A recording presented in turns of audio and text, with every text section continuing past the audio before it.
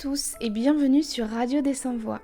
Vous êtes à l'écoute de l'émission Les Artisans de la Paix. Aujourd'hui, nous vous présentons Malala Yousafzai. Vous le savez, Malala a obtenu le prix Nobel de la paix.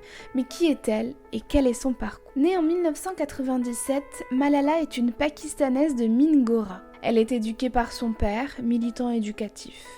Elle souhaite étudier pour être médecin très tôt. Pourtant, son père souhaite et l'encourage à devenir politicienne. Elle ouvre son blog dans lequel elle raconte, mieux que personne puisqu'elle le vit, l'interdiction de l'existence d'établissements éducatifs pour les filles. Des talibans avaient déjà détruit certains de ces établissements dans sa région. Incendie des écoles pour filles, assassinats et violences de la part de ces derniers qui avaient pris le contrôle de la vallée de Swat.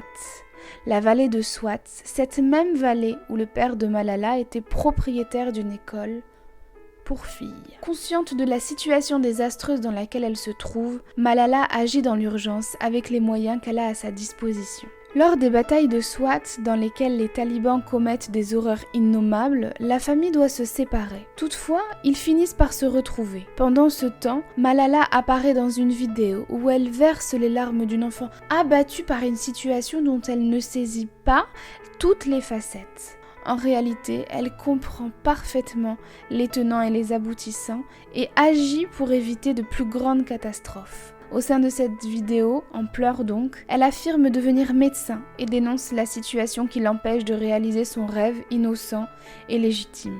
Son courage fait que son nom est attribué à son école dès son retour. Malala ne s'arrête pas là. Elle plaide à la tribune de l'ONU en y déclarant notamment « Les extrémistes ont peur des livres et des stylos.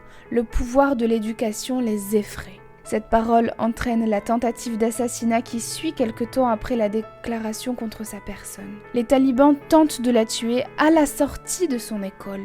Une balle lui traverse le crâne et le cou. Après 2 transferts et 3 hôpitaux, la balle est retirée, mais la rééducation sera longue. L'attaque est revendiquée, et clairement revendiquée par les talibans qui menacent de nouvelles attaques si Malala survit. Difficilement, voire miraculeusement, en tout cas triomphalement, Malala vit. Devenue le visage de la lutte contre l'ignorance, la jeune adolescente refuse de construire des murs pour séparer. Non. Dotée d'un courage et d'une sagesse exemplaires, les seuls murs qu'elle souhaite construire sont ceux des écoles. Des écoles avec un accès pour chacun, sans aucune discrimination. Hélène Keller, éducatrice et militante, affirmait à son époque que le meilleur aboutissement de l'éducation est la tolérance, et Malala l'a entièrement compris. De surcroît, elle l'a même appliqué jusqu'au péril de sa propre vie. Chez Radio des Sans-Voix, nous ajoutons, en citant Danton, qu'après le pain, le premier besoin du peuple est l'éducation.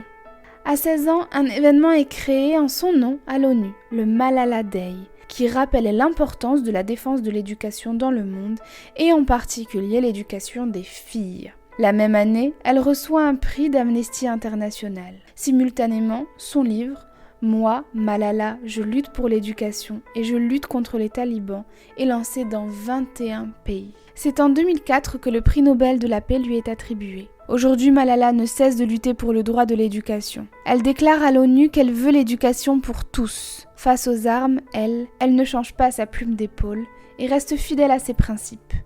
Elle veut l'éducation pour les enfants de tous les terroristes, en ajoutant ne plus ressentir aucune haine pour celui qui lui a tiré dessus. Symbole représentatif du courage, Malala est aussi l'illustration d'un monde où les différences subsistent et où aucun droit n'est entièrement et uniformément acquis. De ce fait, la lutte doit se poursuivre. Avant de terminer ce numéro, nous vous proposons une courte présentation de ce qu'est le prix Nobel de la paix. Alors, le prix Nobel décerne un prix chaque année. Il s'agit d'une récompense internationale pour laquelle Alfred Nobel a légué sa fortune.